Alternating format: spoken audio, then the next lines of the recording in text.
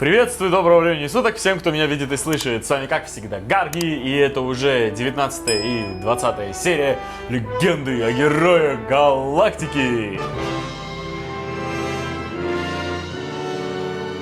Эпизод 19.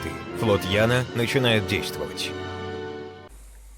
Маркиз Райнхард фон Лоенграм покинул Один, чтобы лично возглавить операцию по захвату крепости Гайерсбург, которая находилась под контролем мятежных аристократов. А усмирение других звездных систем он поручил Верховному адмиралу Кирхейсу. Ну тогда я оставлю это на тебя. Слушаюсь. Я позабочусь, чтобы вся остальная империя подчинилась воле вашего превосходительства. Не беспокойтесь. Вы можете полностью посвятить себя битве с герцогом Брауншвейгом и его союзниками. Братан! Люц, Валер, я полагаюсь на вас. Скооперируйтесь с Кирхайсом и усмирите ближайший сектор. Слушаемся! Меня беспокоит еще кое-что. Что? Действие Союза Свободных Планет? Не волнуйся, наш план окажет нужный эффект, и это только вопрос времени. Козел. Но он уже устроил там такое, что им не до него будет. Союз Свободных Планет не будет дела до империи, а там сейчас гражданская война, идеальная была бы возможность напасть. Идеальная. Эх. Командующий Кубурсли, О, это я, сволочь. Эндрю Фолк. Я думал, что вы все еще на лечении. Я только что покинул госпиталь, с моими глазами все в порядке. Да? Поэтому я прошу вернуть меня к исполнению служебных обязанностей. Вернуть вас на службу? Подайте официальный запрос, приложив сертификат вашего врача и его заключение. Но это займет слишком много времени. Установленные процедуры требуют времени, командор. Именно поэтому я и прошу вашего содействия, командующий. Командор Фолк, а вы ничего не забыли? А? Моя работа следить, чтобы надлежащие процедуры соблюдались, а не обходились. И по какой причине вы считаете, что заслуживаете особого отношения? Да, особенно после Судя всего. по тому, что я вижу, вы все еще не полностью здоровы. Не говоря уж о том, вернись вы на службу, ваша недисциплинированность окажет дурное влияние на остальных. Верно. Не сочтите за жесткость, но вам лучше уйти со службы. Вали отсюда. Командующий! Хоть что, сейчас реально это сделал? Командующий, позовите врача! Слушаюсь. Опоздали! Какой смысл в охране, если кто-то может вот так подойти и выстрелить? 797 год космической эры, 30 марта. Произошло покушение на начальника штаба стратегического планирования Кубурсли, что было только началом. 3 апреля на планете Нептис местные воинские подразделения подняли бунт и захватили планету. 5 апреля на планете Кафр вспыхнул мятеж в воинских кругах. 8 апреля планета Палмеленд была оккупирована мятежными войсками. Началось. 10 апреля планета Шампул также была занята мятежниками. Ну все уже. Потихоньку. Все, как и предсказывал Ян, не так ли? А ты сидишь? Мне ужасно жаль. Хотя мы и были предупреждены заранее, но все равно не смогли этого предотвратить. Вот, Ничего не поделаешь. Мы все-таки не военная полиция. Бьюков. Мы не годимся для разыскной работы. Ян верил, что я не буду действовать глупо. И предупредил меня заранее. Мне будет стыдно на него смотреть, если я ничего не предприму. Как минимум, мы должны предотвратить государственный переворот в Хайнисине. Если бы только с командующим Кубурсли все было нормально, мы бы могли рассчитывать на его помощь. К сожалению, его заместитель, адмирал Доусон, несколько... Если бы я только принял должность начальника штаба, несмотря на загруженность, во всяком случае, было бы лучше, чем сейчас. О, крепость Изерлон. Наш оплот. Слышали? На планете Шампул тоже вспыхнул мятеж. Да. Все. Теперь по всему Союзу идет большая шумиха. Кажется, только на Изерлоне все тихо. Похоже так. Скукота, скукота. Хотелось бы, чтобы Изерлон стал центром шторма. Ты идиот? Не дай бог. Не дай бог. Не дай. Привет, Юлиан. Твое предсказание о собирающихся грузовых облаках оправдалось. Тут нечему радоваться. Да ладно, Юлиан, не слушай его. У него просто привычка путать свои желания с чужими. О чем это ты? Люблю этих двоих. Смутьяны. Летчики, залетчики. Классные ребята, я их очень люблю. Вообще у них есть веселые парни. У имперцев что-то все такие. О, Контр-адмирал Алекс Казельн прибыл для исполнения обязанностей. Казеля. Благодарю за службу. Рад видеть тебя в добром здравии. Начавшийся хаос заставляет меня нервничать. Командующий, я привел контр-адмирала Казельна. Да. Жена сказала мне не возвращаться до тех пор, пока она не закончит с обустройством. Значит, она посчитала тебя бесполезным для домашних дел. Кто бы говорил. До появления Юлиана ты сам жил под грудой мусора. Верно. Из-за того, что у меня нет таланта к администратированию, а все дела на Изерлоне с этим связаны, я бы хотел, чтобы ты о них позаботился. Да, все как я и думал. Тебе повезло, что я здесь. Официально твой перевод будет оформлен позднее. Но главное, что он уже на месте. Что происходит? Командующий, звонок по горячей линии штаб-квартиры в Хайнисене. Переключите сюда. Слушаюсь. Адмирал Кубурсли в госпитале. Я адмирал Доусон, исполняю сейчас обязанности Да. начальника штаба стратпланирования. Адмирал Ян Вен Ли, командующий силами Изерлона. Да мы тебя знаем. Адмирал Ян, перейду сразу к делу. Я хочу, чтобы вы использовали стационарный флот Изерлона для усмирения мятежа на планетах Нептис, Кафор, Палмиленд и Шампул. На всех 4? Верно. Разумно ли будет оставлять Изерлон на такой длительный срок? В данный момент Империя погрузилась в полномасштабную гражданскую войну. При текущих обстоятельствах маловероятно, что они попытаются посягнуть на Изерлон. Командующий Ян, вы можете действовать без опасений. Конец связи. Да, ты думаешь, он... Действительно. Если думать, то так и есть. Но 4 места сразу — это не так-то просто. Доусон из тех, кто долго помнит обиды. Вероятно, он не прочь заставить тебя маленько Но попотеть. я его даже не знаю. Я его даже не знаю. Юлиан, не мог бы ты объяснить своему туповатому опекуну? И мне тоже. Командующий, сколько лет адмиралу Доусону? Где-то за 40, полагаю. А вам всего лишь 30, верно? Не то чтобы я этому рад. И тем не менее, ваши звания одинаковы. А поскольку вы не старик, как командующий Бьюкок, он завидует. Этого я тоже не особо хотел. Ну да, вообще-то. А, теперь понятно, я должен был догадаться. Однако при таком способе действия наш самый крупный, первый флот, останется в столице. И тогда государственного переворота может еще удастся избежать. Маркиз Лоинграм тоже может ошибаться. Атаковать 4 места по отдельности — ненужная растрата времени и ресурсов, не так ли? Верно, и поскольку тратить силы впустую против моих принципов, я постараюсь выиграть не таким затратным способом. Так. Юлиан, а что бы сделал ты? Думаю, собрал бы силы противника в одном месте, а затем атаковал? Идея как? правильная, но есть две сложности. Во-первых, как мы соберем силы противника в одном месте? Они подняли восстание в удаленных местах для того, чтобы рассеять наши силы. Сомневаюсь, что они откажутся от этого преимущества. Верно. Сунь-цзы. Во-вторых, как собрать их в одном месте одновременно, не дав им объединить свои силы? Это противоречит принципу «бей противников поодиночке». Значит, не получится. Нет, идея хорошая, надо только подумать над ее практическим воплощением. Прежде всего, независимо от метода, нужна хорошая приманка, чтобы собрать противника в одном месте. Однако мы не должны позволить им закончить объединение. Рассчитав путь, как они будут двигаться, мы сможем спокойно перехватить и разбить их поодиночке. В этом случае, хотя общая численность вражеских войск равна нашей, но они разделены на 4 части, а значит, мы спокойно можем разделить наши силы надвое и атаковать по 2 вражеских флота за раз. А раз мы будем всегда превосходить противника в 2 раза, то шансы на победу будут высоки. Да. Ну то есть не В другом объединить всех, варианте мы а... все своими силами разобьем их флот а затем разберемся с их флотом Б. После этого останутся только 2 вражеские группы. В этом случае даже их объединение не повлияет на исход битвы, поскольку мы опять будем драться с противником, который вдвое слабее. В этом случае наши шансы на победу тоже очень высоки. И если в каждой битве у нас будет значительное численное преимущество, наши потери будут минимальны. Но на этот раз я не хочу наносить им серьезный урон. Противник — армия Союза. Поэтому давайте подумаем, как заставить их сдаться без боя. Вот я это хотел Так сказать. будет лучше всего. Вот и я Это будет да. лучше для солдат, но не для их командиров. О, ты понял? Тем не менее, общество считает, что командующий претерпевает от своих обязанностей чуть ли не больше, чем солдат претерпевает от него. В устах Яна Вен Ли все звучит так просто. Но есть ведь и другие древние изречения. Что ж, посмотрим, помогут ли нам лекции профессора Яна по теории стратегии. По этой причине мы должны усмирить все 4 очага сопротивления своими силами. Да, уж удачи. Имеете в виду, что штаб хочет заставить нас тяжело поработать, чтобы сберечь собственные силы? Они просто завидуют, не так ли, командующий? И так. Что еще было ожидать от этого шельмеца Доусона?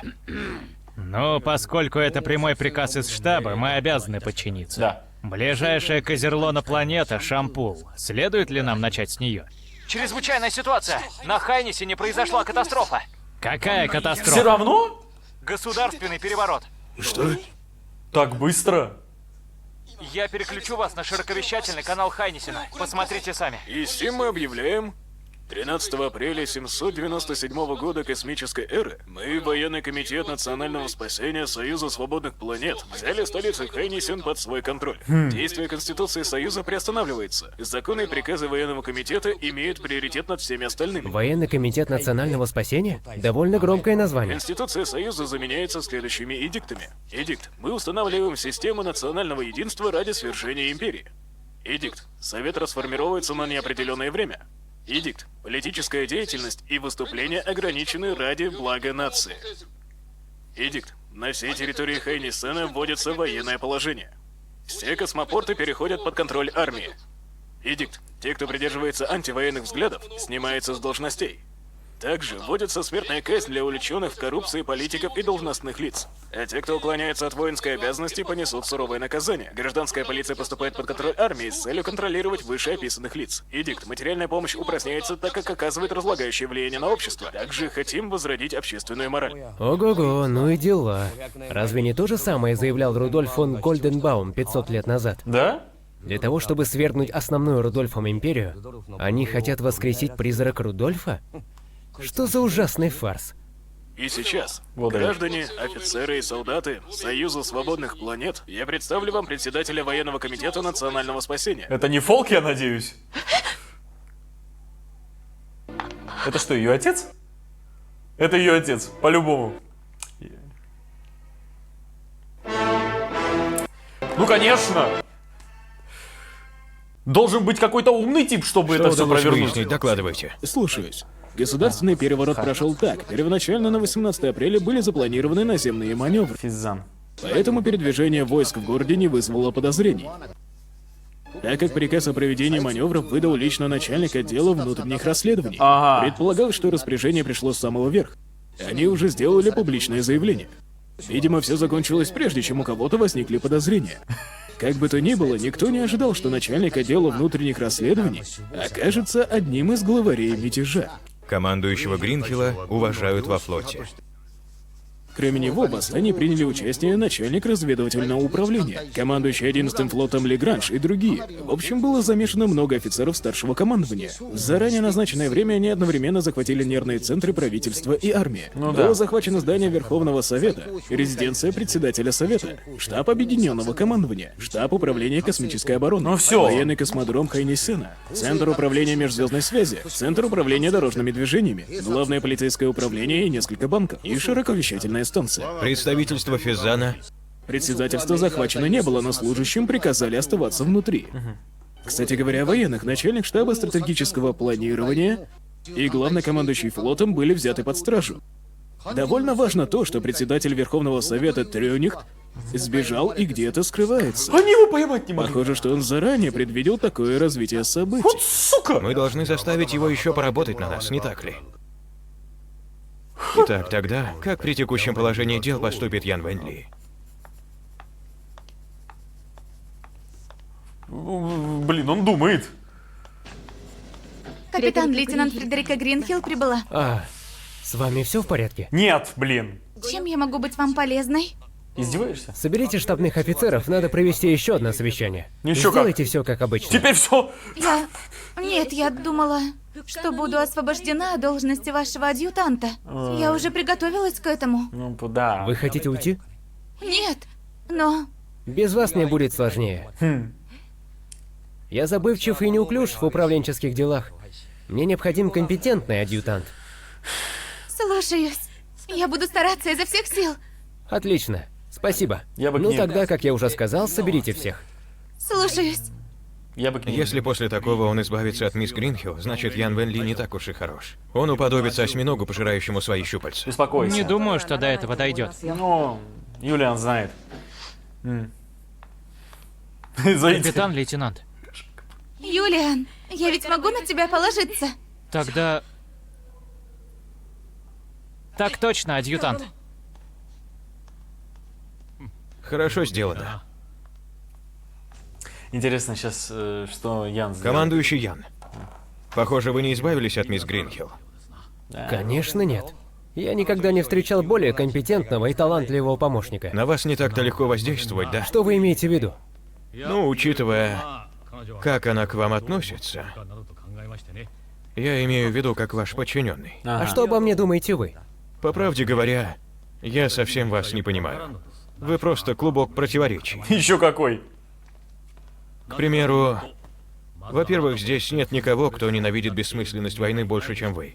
И в то же время нет никого более искусного в воинском деле. Да. Разве не так? А что насчет маркиза Райнхарда фон Лоинграма? Это будет интересное противостояние. Я думаю, что при равном раскладе сил, если командовать нашими войсками будете вы, то вы победите. Рассуждать об этом бессмысленно. Суть стратегии как раз в том, чтобы достичь равного расклада сил. А игнорировать стратегию и рассуждать лишь о плюсах и минусах тактики в реальной войне невозможно. Я это знаю. Талант маркиза Лоинграма как раз в том, что он всегда выбирает для себя великолепную стратегическую позицию. Он выигрывает еще до того, как начинается реальная битва. Ну и прекрасно. Перейдем к следующему противоречию. Так. Вы своими костями чувствуете, что нынешняя структура власти в Союзе никудышная. Еще какая? Мягко И тем говоря. не менее прилагаете все усилия, чтобы ее спасти. Это тоже противоречие, разве нет? Я просто хочу выбрать наилучший путь. Разумеется, я осознаю, что политикам Союза сейчас недостает и способностей, и нравственности. Не достает. Но вы не ведь видели лозунги Военного комитета национального спасения? Эта шайка еще хуже, чем прежняя, вам не кажется? Вы вынуждаете меня говорить прямо. Так. Давайте позволим Военному комитету национального спасения вычистить тех политиканов. А после того, как мятежники покажут свое истинное лицо, они больше не смогут контролировать ситуацию. Поступив таким образом, использовав заговорщиков, вы получите власть как спаситель демократии. Это и есть наилучший путь. Вообще-то... Он прав. И тогда маркиз Лоинграм впервые обнаружит, что утратил свое стратегическое превосходство в этой войне. И он прав, но я Не на... правда ли? И он на Диктатор это... Ян Вен Ли? Что бы вы ни думали, это не для меня. Быть солдатом — это тоже не для вас. Однако вы отлично справляетесь со своими обязанностями. Еще как. Я думаю, что вы смогли бы сыграть роль диктатора так же хорошо. Бригадный генерал Шопконф, Что такое? вы делились этими мыслями еще с кем-нибудь, кроме меня? Разумеется, нет. Так и продолжайте. Вот и помалкивай. Ну блин, он прав. Ян Вен Ли официально отказался присоединиться к Военному комитету национального спасения. Тогда нам не остается ничего, кроме как сражаться. Давайте позволим волшебнику Яну показать, на что он способен. Посмотрим, так ли хороши его способности, или это просто сказки. Командующий Легранж, Да. я хочу, чтобы вы повели 11-й флот против Яна Вен Ли. О, удачи ему. Слушаюсь. Но что насчет вашей дочери? Это абсолютно не важно. С момента, когда мы составили этот план, я отказался от своей дочери. Кроме того, Ян, вероятно, освободил ее от всех обязанностей. Скорее всего, она под арестом. Нет никакой надобности принимать ее во внимание. Ясно. Тогда я продемонстрирую вам, как уничтожить Яна Вен Ли. Да. Либо заставлю его сдаться. Ну, удачи. Ты ведь живешь вместе с адмиралом Яном. Юлиан, если не ошибаюсь. Да, что такое? Слушай, скажи, ситуация ведь серьезная. Сможет ли командующий Ян победить в этот раз? Командующий не вступает в бой, который не может выиграть. Классно сказано. Верно, командующий Ян герой, одержавший множество побед. Ян Вен Ли не сражается в битвах, где у него нет шанса на победу. Он победит и на этот раз без сомнений. Он победит и освободит Хайнессен. Верно. Верно! Ну и ну, Юлиан, теперь ты хочешь стать предсказателем. Но то, что я сказал, всего лишь слегка преувеличенная правда. Разве не так? Да, на этот раз. И надеюсь, так будет в будущем. Тогда вы возьмете меня с собой, Нет. да? Но это... Там ведь будет не опасно. Да, ничего не поделать. Тогда я пойду собираться. У него больше способностей к политике, чем у вас, командующий. Кстати, раз речь зашла о Юлиане, как у него успехи? Если вы имеете в виду его способности как солдата, он прилежный ученик. Например, стреляет он уже лучше вас. Потому что Ян бесполезен во всем, что ниже шеи. Ну, а полагаю, вы бы не хотели, чтобы Юлиан выбрал эту стезю. Безусловно. Сейчас я просто хочу, чтобы у Юлиана было достаточно вариантов для того, чтобы он сам смог выбрать свою судьбу. Выбор, да? А что насчет вас, командующий? От меня пользы немного. Я скорее глубоко озабочен будущим Союза свободных планет и собираюсь выполнить свои обязанности по отношению к тем, кто платит мне зарплату. Ясно. Поэтому вы и не хотите, чтобы Юлиан стал солдатом. Так далеко я пока не заглядывал. Когда я тогда был на Хайнессене, то попросил главнокомандующего Бьюкока позволить мне восстановить закон и порядок если мятеж все же произойдет. Следовательно, правовая основа для этой операции у нас есть. Так вы предвидели, что подобное может произойти? Еще как. Да, но я не мог предположить, кто возглавит этот государственный переворот. Не хочется повторять слова адмирала Доусона, но на данный момент вероятность вторжения со стороны Империи действительно равна нулю. Таким образом, мы пойдем по всем фронтам. На время нашего отсутствия обязанности временного командующего крепостью примет контр-адмирал Алекс Казельн. Какие-нибудь вопросы? Командующий, когда вы упомянули отлет, куда именно? Пункт назначения — Хайнессен. Удачи. Давайте, ребята. 797 год космической эры, 20 апреля. Флот Яна Вэньли отправился в свою первую со дня основания официальную экспедицию.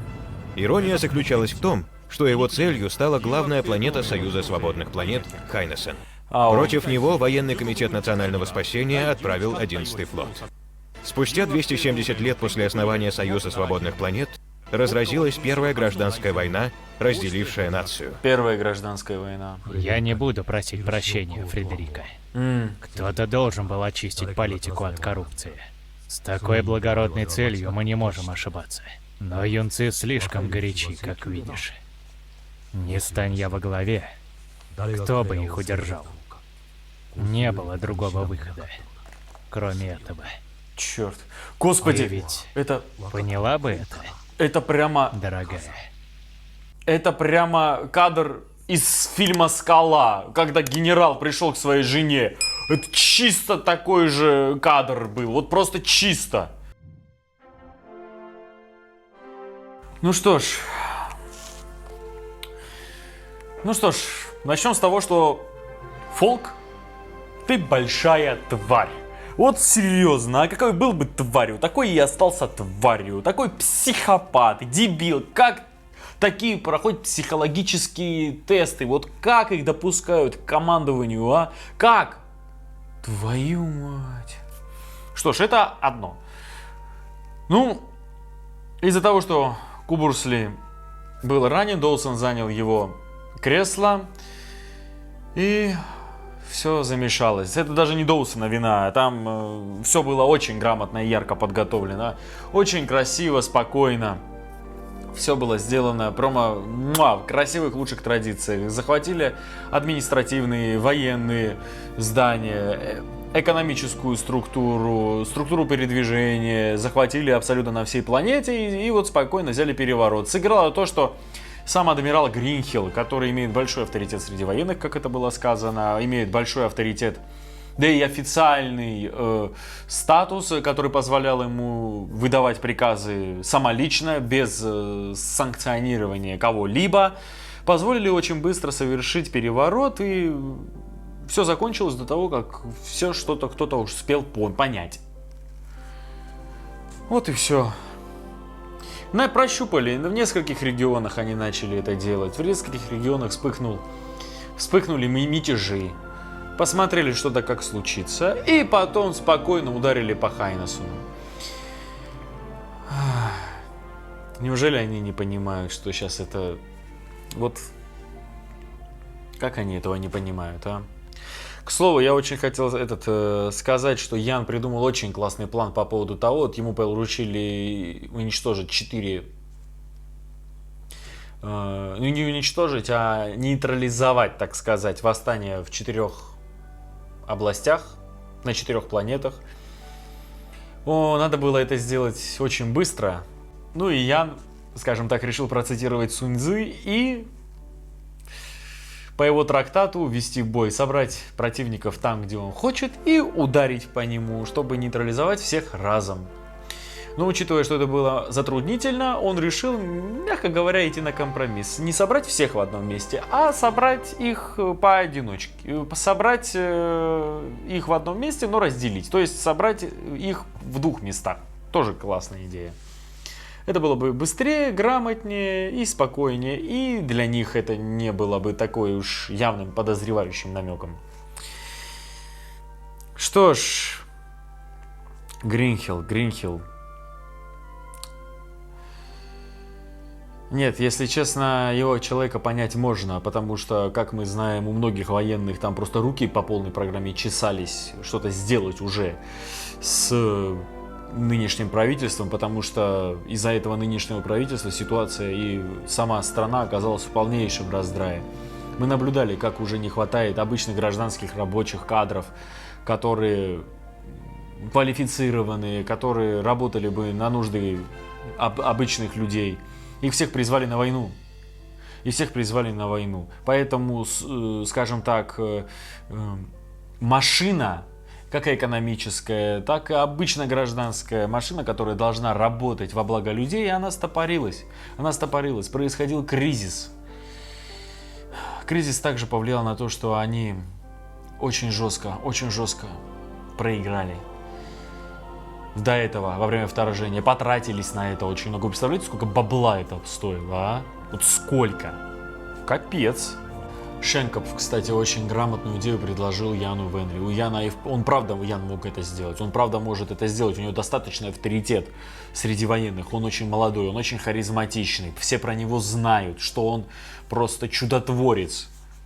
У него есть все задатки, чтобы выждать время, вот пока те почищут поле, пока мятежники официальные такие зачистят поле, всех убьют, мягко говоря, да, а Ян якобы в самый последний момент придет и спасет демократию, уничтожив этих мятежников. Ну, что я могу поделать? Политиков, конечно, жалко, но я не успел. Что же я могу поделать? Остается только взять власть в свои руки. Не ради себя, а ради других. И все! Все бы повелись. Шенкопф тоже очень грамотный политик. Он очень грамотный вариант предложил Яну. Но вот видите, Ян какой человек. Абсолютный пофигист. Он просто знает исторически, он понимает, чем это может закончиться. Это закончится не очень хорошо. Как и для него, как и для страны. Потому что по факту то, что Шенкопф ему предлагает, это по сути то, из-за чего люди в свое время из империи сбежали и основали Союз свободных планет. Это нарушение абсолютно всех устоев, по которому они живут. А Ян по ним живет, и он в них реально верит. И что ж так уж сложилось, что во время войны вот такой человек проявил себя и... Пожалуйста. Как он сказал, Шенкопф, клубок противоречий. Ты ненавидишь войну, но при этом ты просто великолепный военный. Ты ненавидишь политику, но перед тобой все двери раскрыты. Шенкопф, кстати, еще и учит Юлиана потихоньку.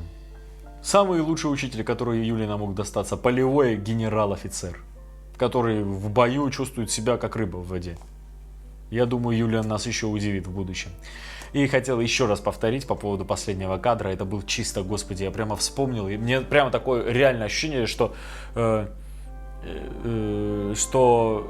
вот прямо в фильме «Скала» просто скопировали этот момент, когда генерал приходит к своей жене и говорит, что ну прости, такая ситуация, прости.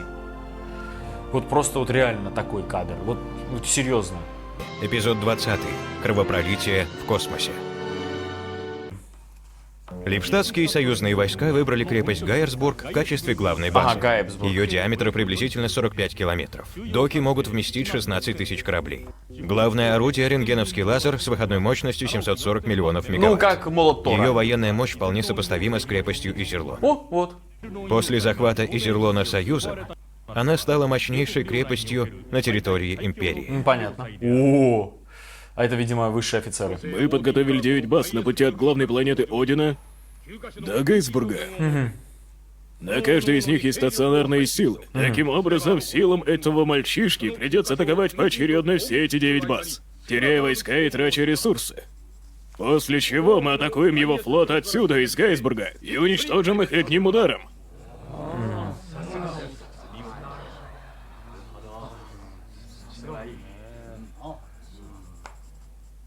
У вас есть какое-нибудь возражение, командующий Меркац? Маркиз Лоинграм не обязан последовательно атаковать эти 9 баз, как мы того желаем. Если посмотреть с вражеской точки зрения, он может просто нарушить связь и разорвать линии поставок между базами. Вдобавок, если он нанесет прямой удар по Гайерсбургу, мы с нашими рассеянными силами окажемся в неблагоприятном положении. Тогда как, по-вашему, нам следует поступить? Использовать эти 9 баз только для разведывательной и коммуникационной деятельности. И сконцентрировать всю нашу текущую военную мощь здесь, на Гайерсбурге. После чего заманить мальчишку в Гейсбург и дать генеральное сражение? Атаковать противника, когда долгий переход истощит его силы? Совершенно верно. Нет, есть еще более действенная стратегия. Что вы имеете в виду, адмирал Штайден? Добавление к плану командующего Меркатца. Одновременно заманиванием блондинчика к Гайесбургу. Организовать крупномасштабную атаку и захватить слабо защищенный Один. Так мы сможем обеспечить защиту его величеству императору. Понятно. Блестяще. Но... План адмирала Штадена стратегически безупречен. Я, граф Альфред фон Ландсберг, преисполнен восхищения. Итак, кто же возглавит эту экспедицию? Это большая честь и ответственность. Мне что-то так не кажется. Неужели? Вызвался? Давай сам. Вперед. Давай. Адмирал Штаден не понимает, о чем говорит. Неужели он не видит, почему маркиз Лоинграм может спокойно позволить себе оставить Один? Разве это не очевидно, если хоть немного подумать? Этот вопрос не из области тактики или стратегии. Тогда почему вы им это позволили? Боюсь, что адмирал Штаден, который ничего не смыслит в стратегии, и молодые аристократы, движимые импульсивностью, не соперники маркизу Лоинграму. Вы хотите преподать им урок? Как бы я им это ни объяснял, они все равно не поймут. Ну, бессмысленно было сейчас с ним спорить, видимо. Знаете, вроде бы они дебилы, из-за них даже болеть нельзя, но смотреть на это аж, знаете, не очень. Миттермайер, в Академии вы ведь изучали стратегию под началом адмирала Штайдена. Ага. Да, это так, но почему вы спрашиваете? Аристократы. Их ударную флотскую группу ведет Штайден. Наверняка он намеревается нанести первый удар. О, наконец-то. Итак, вы сможете победить? Знания инструктора Штадена были впечатляющими. Но когда дело касается теории или практики, он отдавал предпочтение теории. Ага. Курсанты звали его «Костьми лягу за теорию Штаден». Хорошо, тогда я приказываю вам направить свой флот в сектор Альтена и сразиться со своим бывшим учителем. Продержитесь до моего прибытия. Подготовку флота оставляю на вас. Слушаюсь. Диаволь. Сражаться на передовой — большая честь. Командующий Лоинграм даровал нам возможность получить эту победу, поэтому мы должны оправдать его ожидания. Победа в этом сражении уронит моральный дух противника. Честь пролить кровь первыми. Дройзен, установите обширное минное поле в секторе Альтена. Поставьте 6 миллионов самонаводящихся мин. Слушаюсь. Обеспечивает себе фланг, кажется. Понятно. Значит, имперцы наконец-то начали действовать. Ух ты. Да. Обе стороны подготовились к столкновению в секторе Альтен. Наблюдатель хрена. Прошло уже 3 дня, и сражение может начаться в любой момент. Они что, просто стоят? Альтена, космический сектор. Они друг на друга. Командующий Штаден, почему мы просто стоим и смотрим друг на друга? Прошло 3 дня. Чего же мы ждем? У нашего противника, Вольфгана Миттермайера, репутация человека, наносящего молниеносные удары. Его прозвали Волк Бури. Без разницы, как вы к этому относитесь, но их неподвижность странно выглядит. Мы не должны действовать опрометчиво. Ваше превосходительство, мы перехватили вражескую передачу. Противник ожидает прибытия главного флота маркиза Лоинграмма. Как только он появится, они планируют атаковать нас превосходящими силами. Они им Дезу пустили. Что? Командующий, колеблясь, мы теряем наше преимущество. Надо атаковать сейчас, прежде чем прибудет их главный флот. Нет, подождите. Вам не кажется странным, что мы так легко перехватили это сообщение? Скорее всего, противник намеренно допустил эту утечку. О чем вы? Разве это не объясняет, почему противник бездействует? Однако, возможно... Я поражен нерешительностью командующего. Это ближе к трусости, чем к простой осторожности. Вы дебилы. Командующий, наша главная цель — отвлечь противника и изучить их возможности. Мы должны уничтожить их моральный дух. В этой ситуации мы не можем просто стоять и ничего не делать. Он прав, верно. Командующий, мы ведь должны атаковать их, ведь так? Хорошо. Но вы будете действовать по моему плану. Хорошо. И в чем план? Во-первых, флот делится на две части. Каждая часть огибает минное поле с разных сторон. Затем, когда левое крыло атакует противника, правое зайдет к противнику в тыл. Напирая с фронта и тыла, мы вытесним противника на их собственное минное поле. Я возглавлю левое крыло. Граф Хидельсхайм, оставлю командование правым крылом на вас. Я согласен.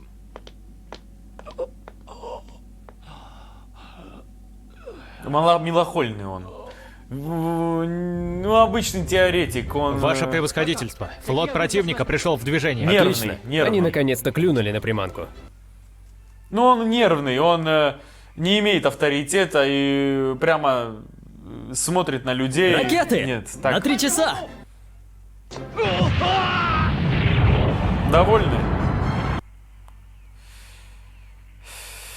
Не ослаблять огонь! Не дайте им ни единого шанса на контратаку! Сметите их одним ударом! В долгом стоянии на одном месте есть свои преимущества. Аристократы привыкли иметь дело с безответственными гражданскими и, вероятно, думали, что мы просто ждем их удара. Этим придуркам осталось только молиться.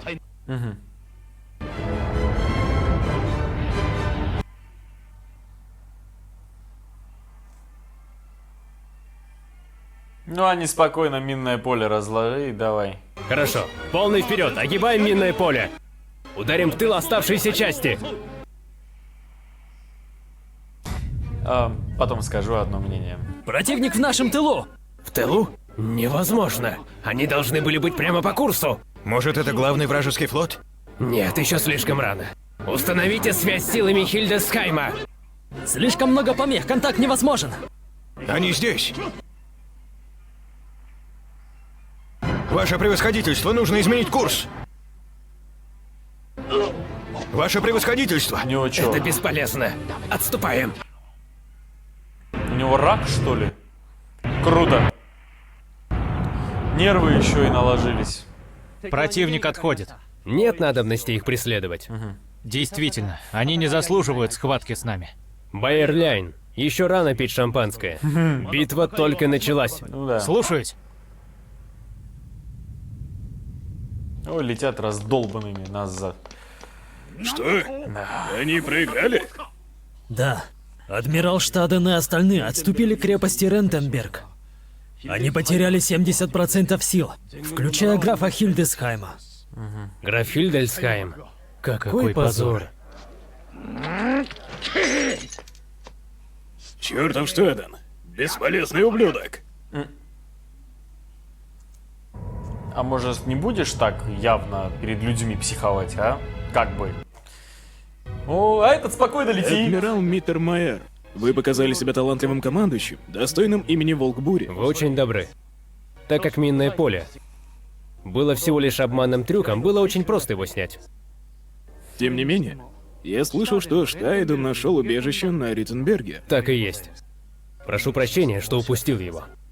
Не имеет значения, теперь Штаден и его люди бесполезны. Однако самой крепостью Риттенберг пренебречь нельзя. Захватив ее, мы получим плацдарм для захвата Гайсбурга.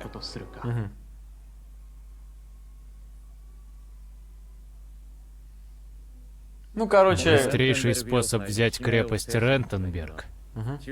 Захватить центральный ядерный реактор. Так, Кратчайший путь к этому ядерному реактору — коридор номер 6. Мы должны прорваться через него, задействовав наземные ударные силы. понятно. Миттермайер, Роенталь, я слышал, что вы двое отличаетесь храбростью и в наземных сражениях. Ага. Вы двое возглавите штурмовую группу. Слушаемся. Ага. Не будьте беспечными, коридор номер 6 будет защищать сам Офлессер. Верховный адмирал Офлессер? Командующий тяжело вооруженными штурмовыми отрядами? Этот варвар. Понятно. Они идут в рукопашную. Короче, эти двое очень сильные в рукопашном бою, также в ближнем бою. Не только в космических боевых столкновениях, но также и в ближнем. Интересно будет посмотреть сейчас на них. Офлессер какой-то у них там на базе есть. Интересно, интересно. Все, на абордаж идут. Это наши! Не стреляйте! Уверены? Заводите корабль в эту трещину. Это мертвая зона между орудиями врага.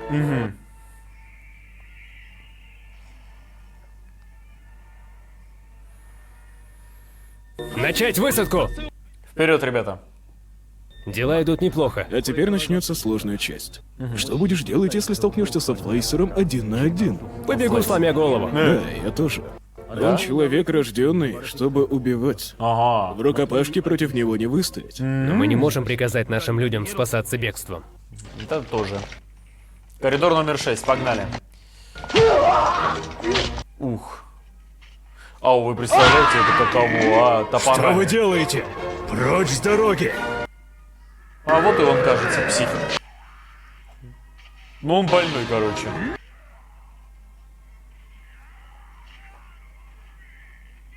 А он крут. Этого не отнять. Привет.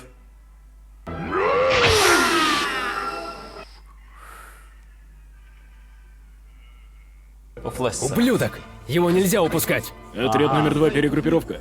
Мы должны закрепиться в 6-м коридоре любой ценой.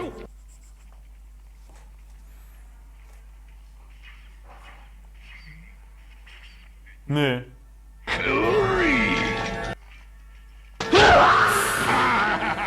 Чем больше этих простолюдинов будет сюда лезть, тем выше будет расти гора трупов. Трусливые мыши. Значит, вот что за армия у этого жалкого сопляка.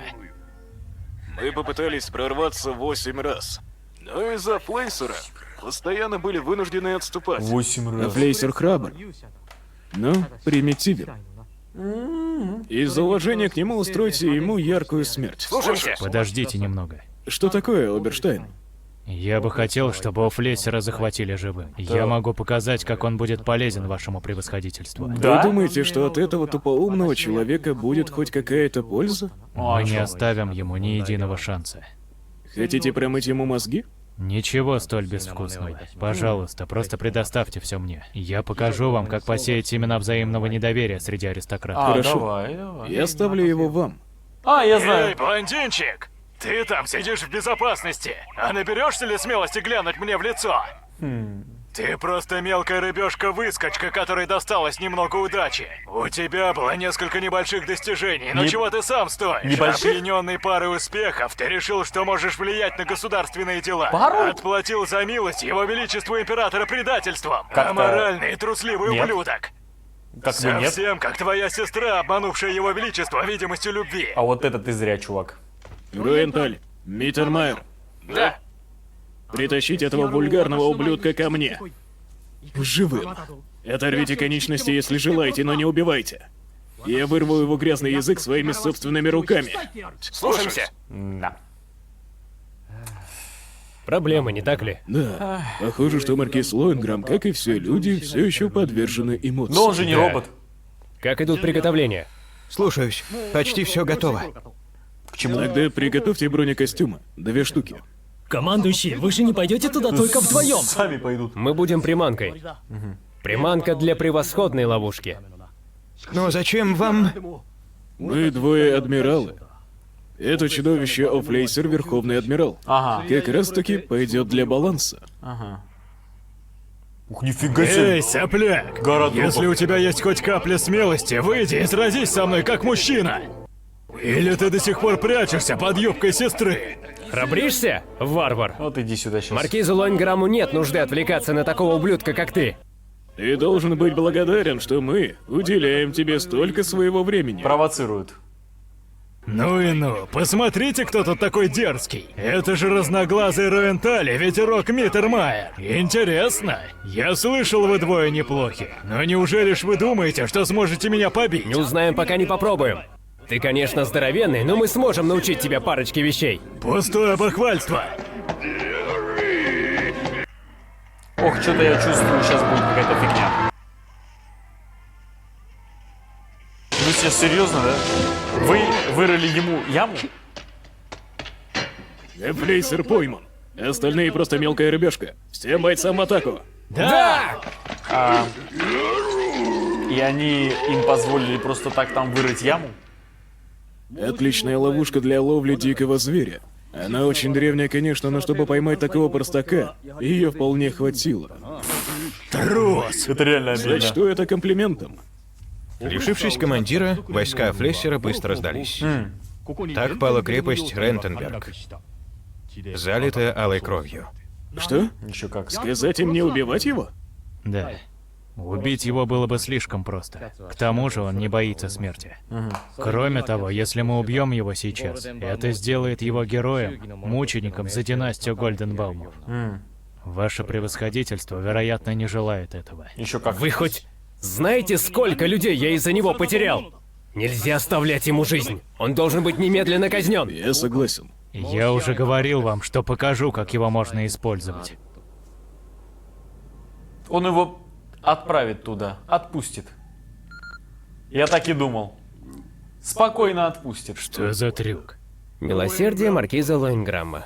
Восхитившись храбростью вашего превосходительства в битве, он дарует вам свободу, чтобы у вас был шанс показать себя в другой битве. Конечно. Наивен, как всегда. Он что, хочет купить этим мое расположение? Хорошо, если именно этого он хочет, тогда я буду ждать его на Гайерсбурге. В следующий раз я окрашу волосы этого блондинчика алой кровью. Как вам угодно.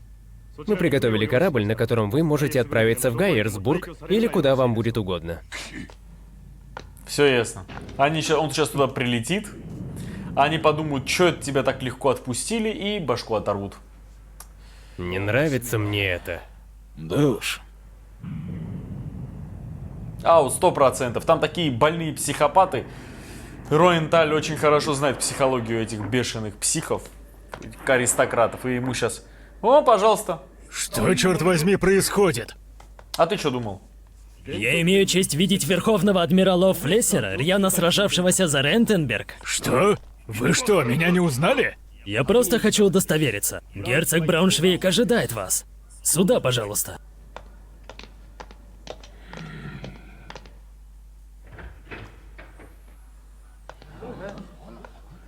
Ну, посмотрите. Вы остались в живых, Флессер? О чем вы? Я слышал, ваши люди казнены. Так почему же только вы остались в живых?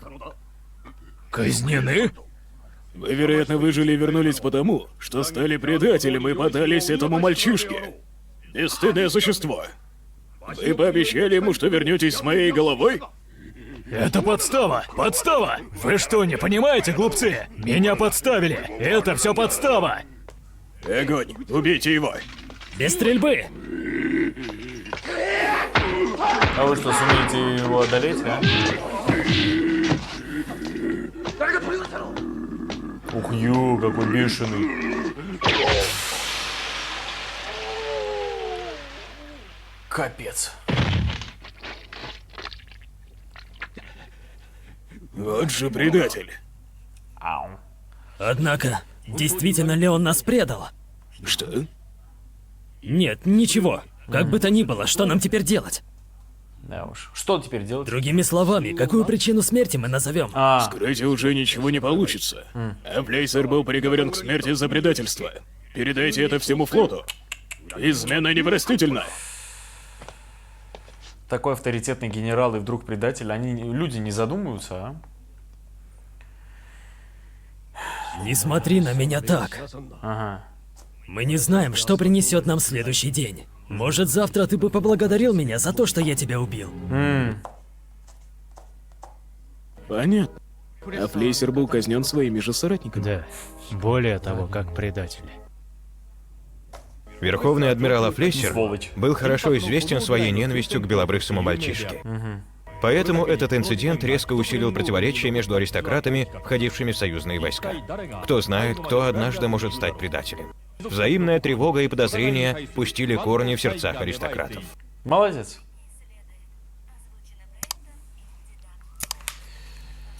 Ох. Грамотный ход.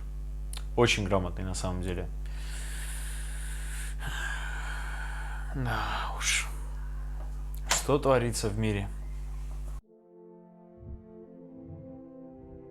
Ну что ж, пролилась первая кровь. Начались прямые столкновения между войсками Брауншвейга, этим Лихштадтским союзом, и войсками Райнхарда. И, ну, результат мы сами видели. Войска Райнхарда Миттермайер просто разметал просто всех по полной программе направо и налево. Основная причина в том, что старики, которые сейчас за Брауншвейга воюют, в основном это теоретики. Ну как не теоретики, может быть, да, но вот тот, кто вышел против него воевать, это теоретик был. А Миттермайер уже практик до мозга костей, побывавший во многих битвах, его люди вместе с ним побывали во многих битвах. И они так грамотно и слаженно действуют и понимают прекрасно природу войны, природу боя. Так хорошо понимают, что ни один теоретик уже не сможет ничего сделать. Этому факт, ну, есть факт, подтверждающий это. Сам факт того, что, как его звали, Штаден, который первый вышел драться, он не смог справиться со своими нервами. У него нету таких холодных, расчетливых нервов, как были как у Миттермайера, потому что Миттермайер уже такой, ну скажем так, понюхавший пороха, его бойцы тоже, что он может спокойно выжидать момента, потому что он прекрасно понимает, и его люди прекрасно понимают. Плюс еще субординация работает на очень высоком уровне. Миттермайер командир. И пока он не скажет, все сидят тихо и не рыпаются. А там что происходило? Никакого уважения, никакой субординации. Надавили на своего генерала, потому что побыстрее хотят в бой. Эти аристократы, нацепившие на себя военную форму. И в итоге, вот, пожалуйста, результат. Тот Штаден был не глупый человек. Он прекрасно понимал, что тут какая-то фигня. Он прекрасно понимал, все-таки знаток теории все-таки имеет какое-то представление о том, что да как. Но вот видите, нету военной жилки, нету командирской такой этой стати. И вот поэтому вот это все так и случилось. Но это нельзя сказать про другого командира Лейбштадтского союза, это Оф Лессер. Честно сказать, он во мне вызвал уважение. Это, по крайней мере, не человек, который какой-то там левый, это боец, это именно военный человек, это именно боевой человек. Другое дело, что это не благородный боевой человек, это человек с инстинктом убивать. Это человек с инстинктом убивать именно. Это, знаете, он прямо как гора из «Игры престолов». Вот чисто. Он прекрасно знает свою силу, он прекрасно знает, что он из себя представляет, и он этим пользуется. Люди его боятся и уважают. Пожалуйста. Они ничего с этой гребаной крепостью не могли сделать только из-за того, что он был там во главе. И не из-за того, что он какой-то грамотный командир, а из-за того, что он такой бешеный, что его люди, которые за ним стоят, прямо себя чувствуют как за каменной стеной. И поэтому там боевой моральный дух был очень высок. Наружу он не выходил. Там база защищалась, но защищалась исключительно внутри. В этом была его сила. Сила в наземных войсках. К слову, вот у меня была мысль, я сказал, что озвучу ее сейчас. Почему во время боевых действий они пользуются исключительно холодным оружием? Знаете, немного так, не очень правдоподобно, учитывая такую фантастическую стезю. Тут должны быть лазеры и так далее и тому подобное. А тут с топорами я увидел арбалеты. С арбалетами друг на друга пошли. И такой немножечко так. Что-то не очень момент. Во время захвата Изурлона, когда, помните, Шенков со своими ребятами туда проник, почему против них не могли использовать оружие? Это объяснили, огнестрельное, потому что они там зефирские частицы распространили и не могли стрелять, потому что все бы взорвалось к чертовой матери. Там это грамотно объяснили, почему там до рукопашки дошло, а здесь не объяснили. Ну, видимо, такая традиция. Не знаю. Если кто-то знает, если кто-то читал книги или кто-то в курсе информации, которая здесь не представлена, будьте добры, поделитесь, напишите в комментариях. Так, знаете, еще один момент. Такой, знаете, как-то жалко было у Флессера.